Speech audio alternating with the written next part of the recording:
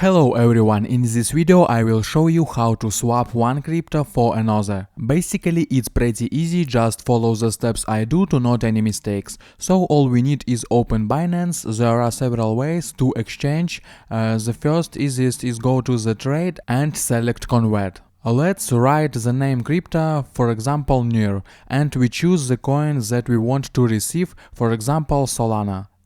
Then we need right amount of coins to exchange and look at how many other cryptocurrencies we receive. If it is beneficial for you, then click preview and click convert. There is a second way, but not all coins are available for exchange. We are looking at it. We select a spot and find the same coin near and see there is only USDT, BNB, Bitcoin and other for exchange. So more often they just sell any coins for USDT, which we will do choose and click sell, set the price close to the market and the amount. The amount of USDT that we receive will appear and click sell near. That's all. Also watch my other videos about Binance at the link in description and you will learn a lot. I hope guys this tutorial made your life a little bit easy and you like this video. Subscribe to my channel and write your comment. Goodbye, have a nice day.